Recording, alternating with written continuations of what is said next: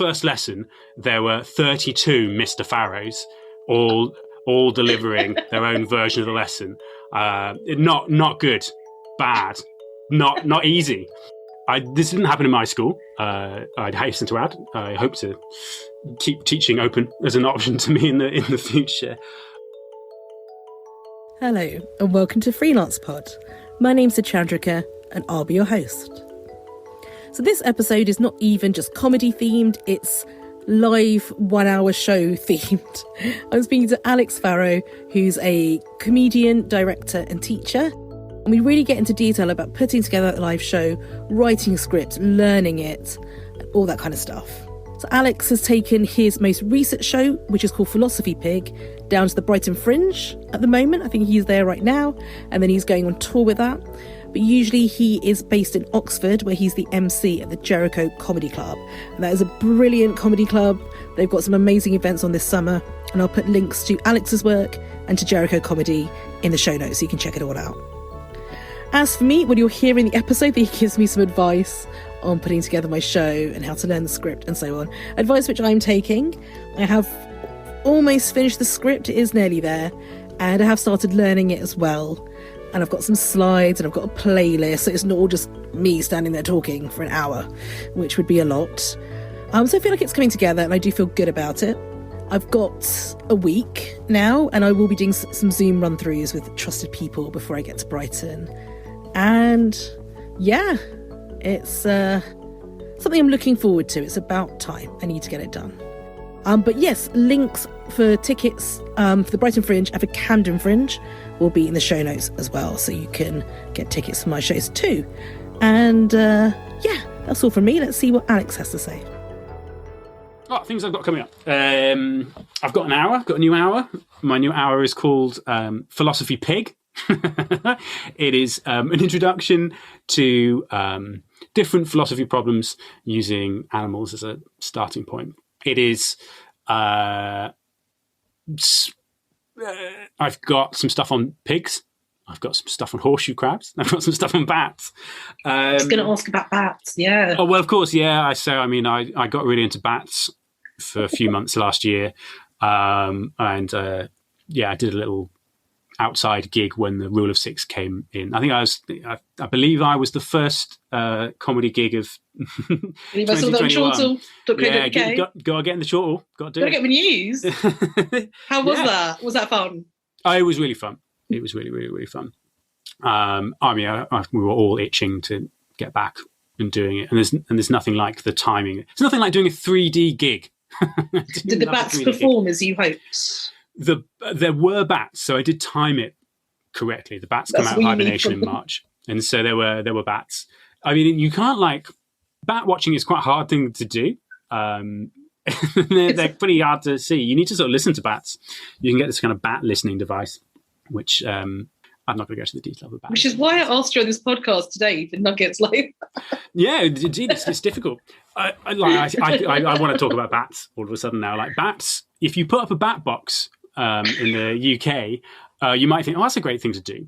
It then becomes a bat box, yeah. What is a bat box? Is it like a bird house? A bat box is like a bird box, right? Okay. And so we put up bird boxes. We're great in the UK for looking after the birds. Do you ever put up a bat box? No, you bloody don't. Birds have never been blamed. They have been blamed for a pandemic, actually. They have actually. What is it with airborne creatures? There's an answer to that. So one of the reasons that airborne creatures carry viruses, one of the reasons that COVID, we think, is given, bats have given us things like COVID and Ebola, is their bodies run really hot. They're much less susceptible to viruses than some land-based creatures because the metabolism has to run so high. Because the metabolism runs so high, it denatures lots of viruses. This is all on the speculative side of science. We know that bats are very resistant to viruses, and why one theory is that it's to do with flight. Flight means that your body runs hot. When you get a fever with something like COVID or the flu, it is your body defending itself. It is your body getting hot to make it inhospitable to the virus. One bit of advice a medical professional gave me was that if you are fighting off a virus, you don't necessarily always want to be taking things like paracetamol because it lowers your fever.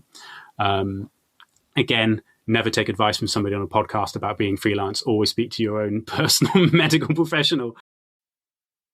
I mean, I've got this whole, I suppose I should probably write some sort of book about the use of humor within teaching and its relationship with like learning. I often say to people there's a really tight relationship between the ha-ha moment and the aha moment, that moment of like realization. If a punchline is a sudden realization that, that you led me astray and now I understand, like good learning, good lecturing, good teaching, good presentation of any information should have that aha moment. And if you can get that moment, you're really close to getting a laugh as well. Post-pandemic, everything's changed. We used to run in this tiny cafe. Really want to go back. It's my favourite place to do it. We used to raise money for Oxygen Mind every Saturday downstairs at the Jericho Cafe. One of the best things I've ever done. Over the years, it's managed to raise just under £100,000. Isn't that mad? That is a lot of money. When did you get that space? The space downstairs, 2015, July. And so it's, a few years we've been doing it. It was expanding. In 2019, it was regularly expanding outside of that space. We'd sort of double room. And so we had another cafe, Common Ground. It's Pun on Coffee. Sort of 200 meters down the road, and we'd make the acts at the halftime bell, run between venues. Something I picked up from Angel Comedy in London. Great people. Find them if you're in London. That you can have two spaces. One of the great things, as I'm sure you know about stand-up night, is when it's like a thronging room, when it's really buzzy, you get that kind of group effect, laughter that rolls and continues. It's really nothing like it. In the pandemic, I ran drive-in gigs and stuff like that. That was quite, the excitement in that was the novelty of it. I don't think drive-in shows will be like the future of stand-up. It's just another screen to be behind afterwards. I feel like people are quite happy to give them up and not have to do them again. Yeah, I mean, if it's an outdoor gig and you're kind of sitting on the car or something like that, I mean, there might well be some hangover of that. I suspect outdoor gigs will be something, outdoor stand-up shows will be something that probably stays for a couple of summers at least, I think. I think audience have always wanted to see stand-up outdoors, but stand-ups know it's quite hard to do gigs outdoors. Because of what the laughter disappears into the air. So you don't get that roll effect. You don't listen to other people's laughter. It kind of disappears. You also kind of need walls. I know this is a really mad thing to say. I've been kind of approaching venues and stuff like that, and they're like, oh yeah, we've got this big field. I'm like, can we wall the sides of it or whatever? People sort of disperse out. People naturally don't want to be too close to somebody else. But the more dispersed the audience is, the less of the collective that you feel. And like a good stand-up comedy set, particularly good emceeing, will make a group of people feel like one. And they move as one, they laugh as one. You can, not to get too spiritual about it, but you kind of lose yourself within the group. And when you see really effective comedians, they're doing all the kind of techniques that a good preacher will do, that all sorts of crowd manipulators have done through all our history for making people feel as a singular unit. And comedians are noble human beings because they turn that power to making people laugh rather than rally and march. All the conditions for laughter in a group are the same conditions for contagious disease. I mean, it's catching. Well, yeah. You talk about laughter in so many of the sort of the language of disease. I mean, so this is slightly changing it, but even wanting to go viral and stuff like that, it's inherently a collective thing, which is very, very frustrating. Comedy's all about timing, and we were all suddenly given this device that really randomly just chooses to time itself. I mean, it makes it so hard. I was quite reluctant, personally, and with the club, to use Zoom in just to deliver stand-up, largely for that reason. And so the first thing my club did with the internet was more of a game show type of thing. And so it was all about on a Friday or Saturday night, setting challenges for an audience. You go into your room, record them. So we had, I don't know, some of the Jericho Comedy regulars doing scenes from movies and stuff like that. So we had loads of people being alien and just being like kind of creative. And so that was really, really fun. It was unusual. I didn't actually really see anybody else doing that. It was very labor intensive, both while doing it, to be responding through the chat to what people were doing and to like keep coming up with games. Really did feel like being a school teacher, trying to find a new way for everybody to learn. But I was really proud about that. The Jericho Comedy game show as like a creative enterprise. Did you take things that you learned from teaching? Like, how old were the kids you're teaching? Predominantly 16 to 18. So in the UK, it's called sixth form or year 12 and year 13. And so... Were you taking lessons from your day job and applying it to comedy and vice versa in terms of like how you do it over Zoom? Yeah, always have done. And so like good Zoom principles for a gig is you want to be able to... You need feedback, right? Good teaching. I'm sure if there's any teachers listening, it's all about feedback. If you're not getting feedback or delivering feedback, you're not teaching, you're like lecturing. And so it's exactly the same with a good like Zoom gig. And so you need to get that audience feedback somehow, otherwise you're literally just shouting into the abyss.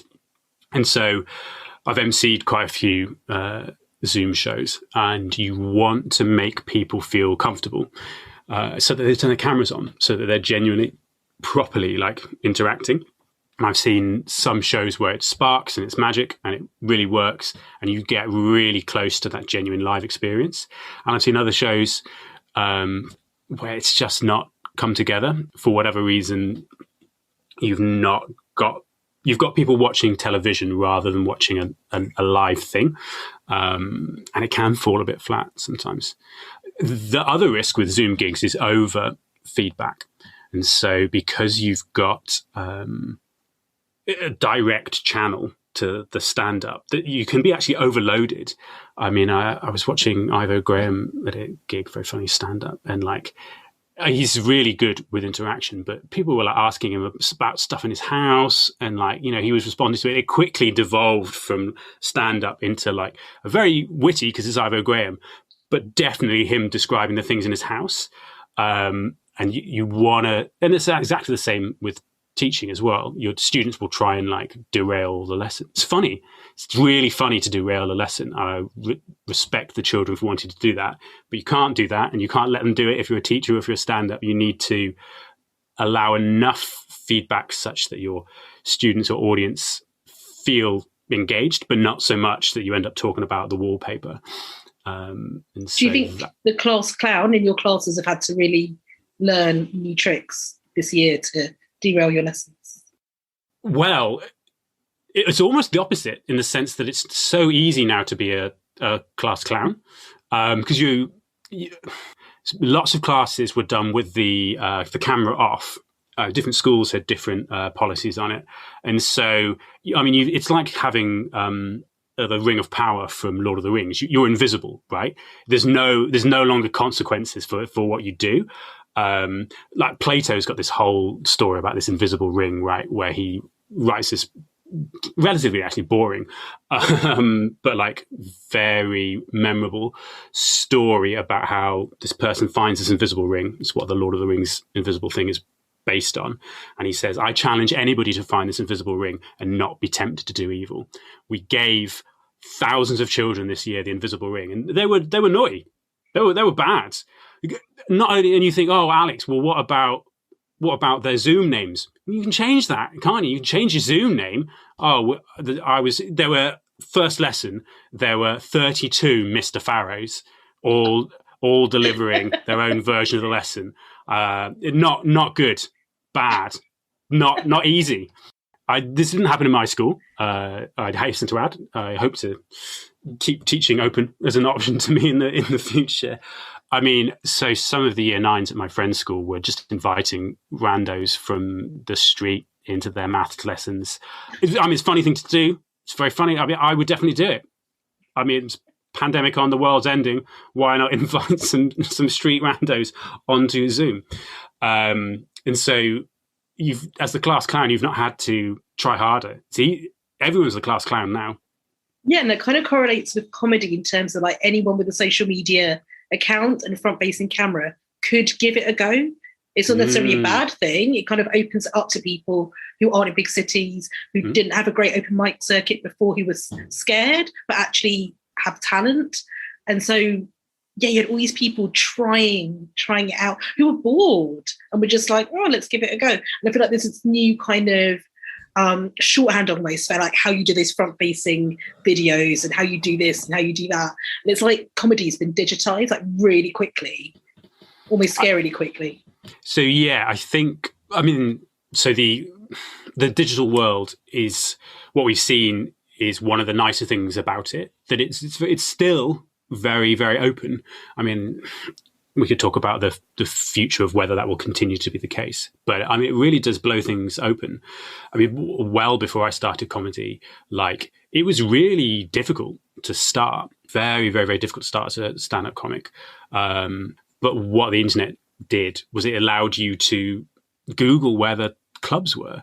I mean, I know this sounds like the medieval period, but I mean, colleagues of, who were going longer than me would talk about how you had to call a particular club on a Tuesday, ask, can I come on? And if they didn't reply, you'd have to wait a month. There weren't many gigs. It was hard to find them. There wasn't like, you couldn't Google it. They weren't always in the yellow pages. If you had one in your town, great. As you mentioned, if you lived in like the countryside, well, good luck doing that to the cows. Do you know what I mean? What the pandemic has done as well is once things went online and people had a bit of time on their hands, again, it's very democratic. As you say, literally anybody. I say that I don't want to sound too privileged. I suppose you have to have an internet connection. Not everybody has an internet connection. Turns out, was a basic human right. Who would have thought that it would matter? Who would have thought that it should be treated like a utility? Jacob Hawley, very funny comedian. Seek out his content. Jacob Hawley on love, on drugs. He's got these themed radio podcasts, and he put his most recent, I was going to call it an hour, but I believe it was under an hour in the edit, on Radio 4. And I've often been I'm trying to find the right word. I like to think of myself as an outside eye with somebody like Jacob. It's about drawing out the ideas already present in somebody like Jacob's stand-up, ordering them, adding a couple of extra tags, and making sure that his voice is like super clear and funny. I think we all benefit from having somebody to bounce ideas off. And I did it formally in his most recent BBC special, but been doing that for a long time with Jacob. There used to be a real, certainly in the UK, a bit of a stigma around stand-ups having any outside involvement at any point with the craft, which I think probably makes anybody in any other industry seems mad. We all had to be the strictest of strict singer-songwriters, whereas now I think, perhaps because of the influence of theatre, people are more accepting of having a director. And so a director is normally about ordering and drawing out things that are already there.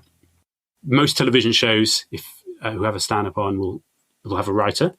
And it's one of those things, you don't have to like use what the writer gives. You're not a scripter. You don't script what the person does, but you write for somebody in somebody's voice, and they'll tweak it and they'll change it and they'll use it and they'll make it theirs again if they're doing their job right. But there's still enormous stigma around that. And so sometimes the term comedy director is a euphemism for like writer. And I wonder whether that euphemism will change as time goes on, because they're genuinely different things. I don't want to conflate words too much, but status is often tied to a similar concept of being insider or outsider. And I think that is the primary like persona distinction in comedy, and indeed in like, I don't know, all sorts of other jobs as well. Like, are you an insider or you're an outsider? If you're an insider, in comedy terms, you're often the straight man, which is often relatively high status. You are intelligent and normal, and it is the world that is absurd. If you're an outsider, it's the reverse. You are the absurd thing. You are the weirdo, and it is the world that is normal. And so working out which one of those is more closely your like voice, I think is so like important for comedy performance.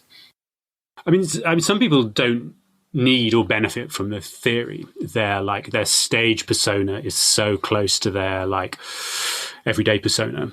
I always think that these people, they're like, I'm not a performer, but I am good on stage. And it's like, yeah, I just think you're probably day to day being a performer. You've probably crafted this like persona from necessity that your family home, you needed to be like the funny one to smooth the fights between your parents, or whatever the armchair psychology is. Like, everybody's got a persona, and some people have been working hard on it every day because that was useful for them in life, and when they walk on stage, it's done. It's rare that people are done like that. It's common to say, it takes 10 years to find your voice in stand-up. It takes 10 years. I don't know where these numbers come from. I don't remember any academic doing any research on it, but people often say it's 10 years. However long it is, the norm is that it takes time. That it takes time to find out like who you are to a group of strangers on stage. That's one of the really intoxicating things about it as a thing to do.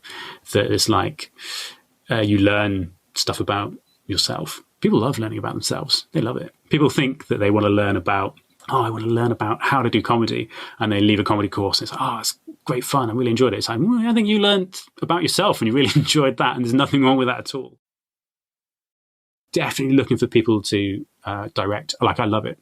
If you want to know what your relationship to an audience is, where you stand in the power spectrum, like who you like are within that space, I'd love to help you with it.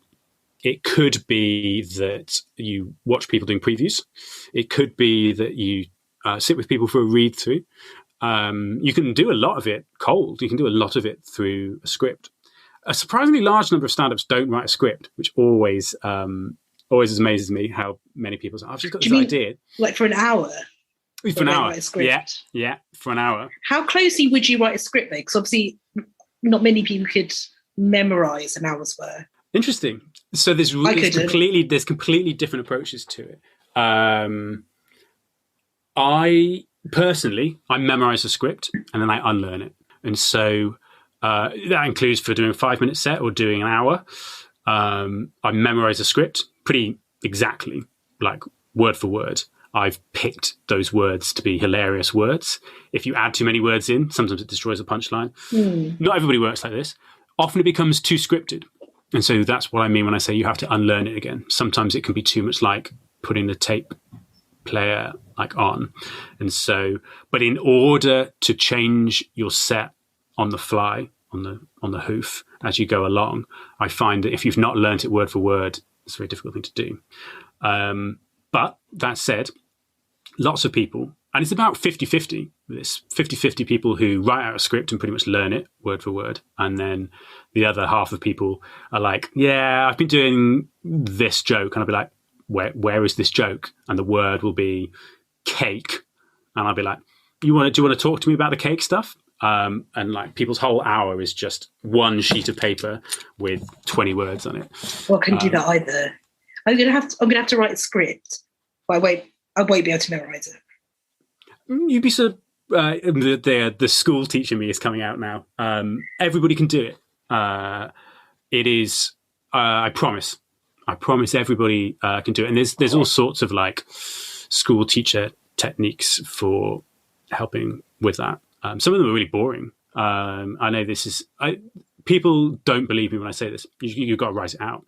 Yep, the number of people who won't learn their 5-minute set and they're like, oh yeah, I was revising it. It's like my students at school. Oh, I was revising it. It's like, did you copy it out? No, you didn't memorize it. You didn't learn it. Some people don't need to write stuff out. There's other ways to do it. But like, if you're struggling to memorize something, you've got to look at it, cover it up, write out again. You can definitely do it. Some very successful stand-ups won't ever write it out, ever. And the reason they don't do that is an ideological one. They wouldn't call it that. It's a theory one, that they need it to be loose. Josh Widdicombe, for example, talked about how he would only ever write out the punchline, but the way he gets to it would always be semi-improvised or naturally spoken. He said a couple of years ago that he stopped doing that now and he started writing out word for word, which I think is interesting. But it's not the only way to do it, just because I think that it's so useful. I think lots of stand-ups think they're doing it when they improvise and don't write it down. They think they're doing it because they want to keep it loose, but they're just lazy. And so that's why I get so this is so forceful about it. Yeah. Make sure you're choosing to not learn it, which is a choice, a perfectly reasonable choice, but make sure it is a chosen choice. How long ago did you start writing the show you're going to take around the country now? The bit about horseshoe crabs is a couple of years old. But I did. It's a classic. It's a classic. I wrote that for a gig about bacteria in the Natural History Museum. And so I've made that it's kind of about the vaccine now. Horseshoe crab blood is used in part of the vaccine process. So I've got a bit about horseshoe crabs, a bit about bats I started in January. The bit about pigs I started this month. No, April. And then, so that's about 30 minutes of comedy. I want to do something about dogs as well. And that is entirely unwritten. So I've got a really solid 30 minutes. And what I tend to do at the preview stage is I will reuse material from different shows. So the overarching structure of this particular show kind of is little micro lessons. That is the structure. And I haven't got to any overarching narrative as such yet. That's got to take time to get to, hasn't it? Often, I mean, people often say when they're doing something like the Edinburgh Fringe, they only realise the narrative structure of their show like halfway through and it clicks them or whatever. My last show, I only really realised the structure of it in the last month before doing it. And then my own note about my previous show was it would have been good to telegraph the narrative more to people. It was all about this is the problem with like telegraphing it. It was about religious conflict and how philosophy is the answer to religious conflict, which isn't very funny when you say it like that. But actually, I think in stand-up, you kind of have to do a bit of explication sometimes, which is frustrating because it's such a fast medium as well, and because it's full of like funnies. If you have a meaningful message about the power of philosophy to overcome deep conflict, like you got to tell people that's kind of what it was about. Otherwise, people will leave and go, "Oh, well, I was full of loads of funny stories about teaching philosophy. What was it about?" You got to tell people that, which is one of my learning lessons, which I probably could have learned had I got myself a director, but I didn't get myself a director when I should do. So one of the things I would recommend to people is just because you do your job, whether that's being a teacher or a journalist, you've always got to be getting an outside eye on it. You always need to be getting somebody else. You always need to keep learning and you're never finished. Perhaps there was a form of arrogance on my part. It would have been so simple just to get somebody in and be like, yeah, you need to tell people what this is about. 3 bits of advice. Tell people that you know what you're doing and get them to help you. If you're a teacher, get other teachers to help you. You're never finished. Keep learning. Specialization in the time of the internet. It's probably not too niche. Whatever your interest is, whether it's a writing interest, whether it's selling stamps on Etsy, I don't know, whatever it is, there's huge advantages to finding your people and giving them your thing. Number 3 is subvert the rule of 3. Just have 2, it's fine. Subvert people's expectations. And so that you probably know is the art of comedy, subverting people's expectations, whether that's breaking a rule of 3 or not.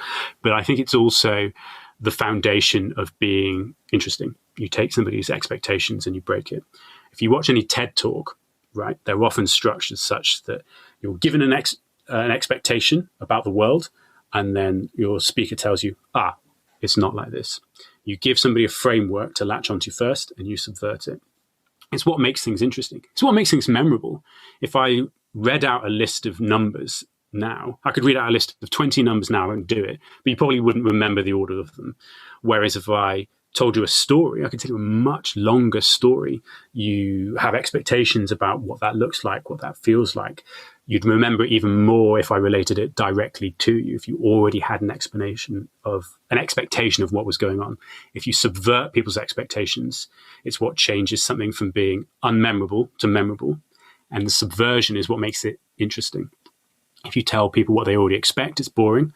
If you tell something to people when they've got no expectation at all, they're not interested.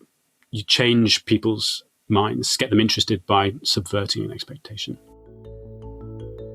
Well, thanks so much to Alex Farrow for joining me on the podcast and coming up with such great advice and so much insight into what it takes to put together a live show and into comedy in a digital age.